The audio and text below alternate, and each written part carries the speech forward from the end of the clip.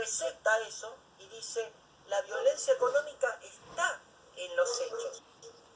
Y por el otro lado, no solo está en los hechos, sino también en la conducta procesal del denunciado por violencia. Con respecto a este fallo, yo lo comenté, hay un artículo en la revista de Pensamiento, de violencia, ese búsquenlo por favor. Yo sé que a algunos se le está cortando, pero acá bueno, a algunos se le corta y a algunos no, pero de a poquito parece que se está como finalizando, como se está cortando. Pero lo que decía es que se pueden imponer medidas de protección frente al tipo de violencia y medidas combinatorias. Cuando hablamos de medidas combinatorias, muchos fallos también están hablando del tema de la prisión. Hay un fallo que habla de prisión los fines de semana hasta que cumpla con sus obligaciones alimentarias. Entonces, por ese lado, uno empieza a hablar, pero como prisión por deuda, si eso no existe, si eso es ilícito. Entonces, empieza también ese debate. Por un lado, asegurar un derecho alimentario y la eficacia de una resolución judicial. Y por el otro lado, dictar una medida que realmente pueda ser efectiva. Esto está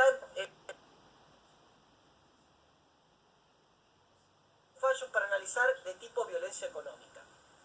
La respuesta que ustedes necesitan, ¿existen medidas frente a la violencia económica? Sí.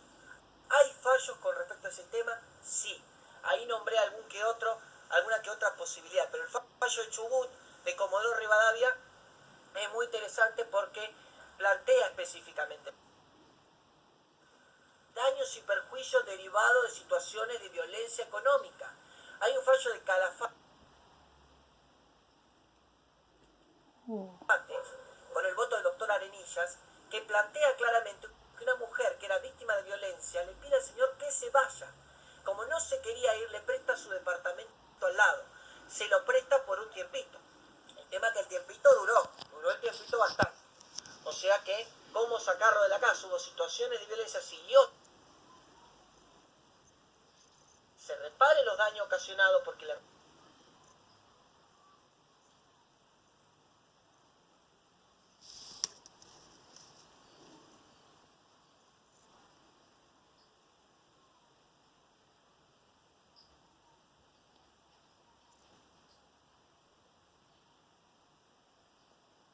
estancia de 10 años moral acá no hay. Esto es una cuestión de locataria, que pleno contrato de locación.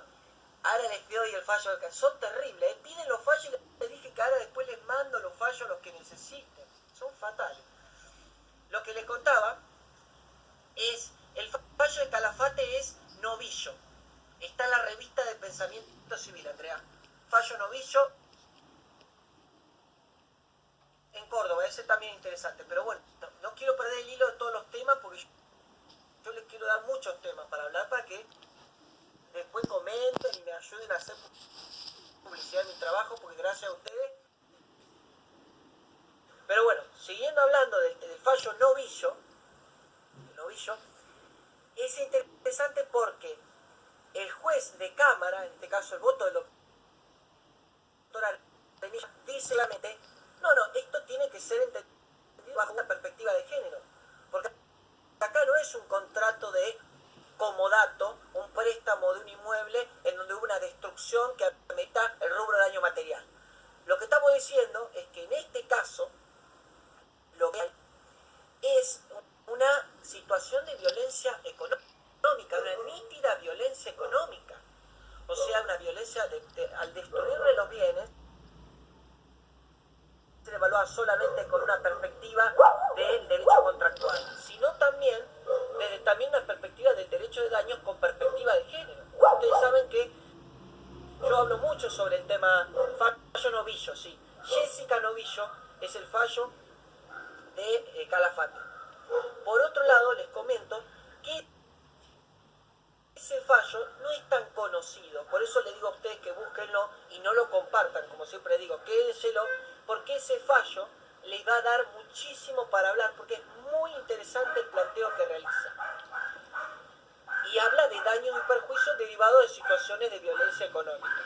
Se despertaron todos los perros en el barrio, así que imagínense, uno que ama a los animales no puede decir nada.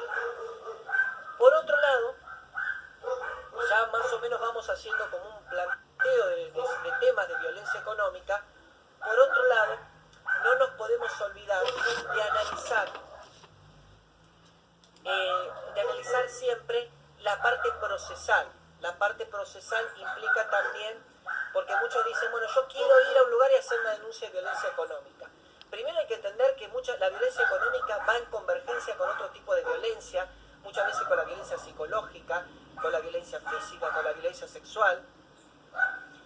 Lo que no estoy diciendo es que la violencia económica no importe por sí sola, lo que estoy diciendo es que tenemos que ver también, hacer la convergencia con otros tipos de violencia. Porque si no, la violencia económica por sí sola, así citada, parecería un pleno planteo patrimonial y da lugar al famoso bochazo, al rechazo de parte de la autoridad judicial que recepta. O sea que también valorar las situaciones de violencia psicológica. Y por otro lado, tener cuidado, no meter todo en una caja grande de desastre. ¿Alguien me puede decir la hora, por favor? ¿Me puede poner la hora? Pues no la tengo acá.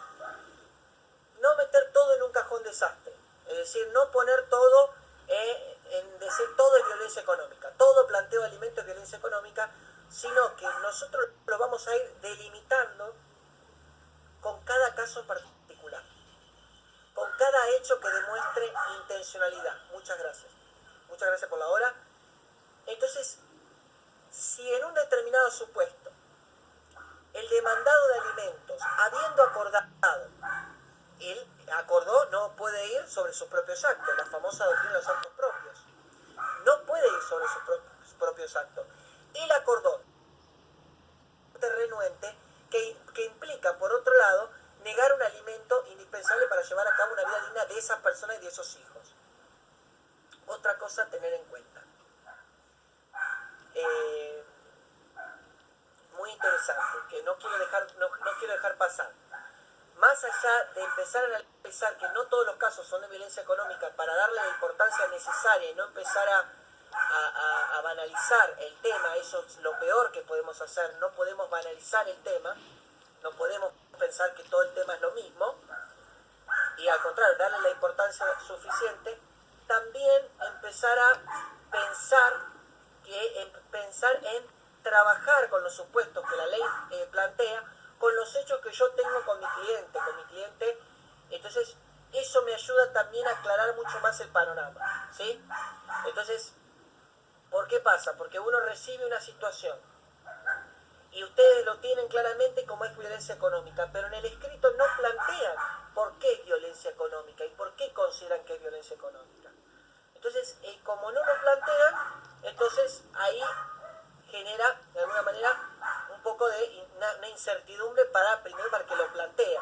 O sea, yo por los hechos no puedo yo plantearlo sin justificar el supuesto dentro del hecho. ¿Me entiende? Es el hecho y el derecho tiene que fundamentar por qué el supuesto es violencia económica. No sé si se entiende, esto obviamente con el tiempo se explica mejor.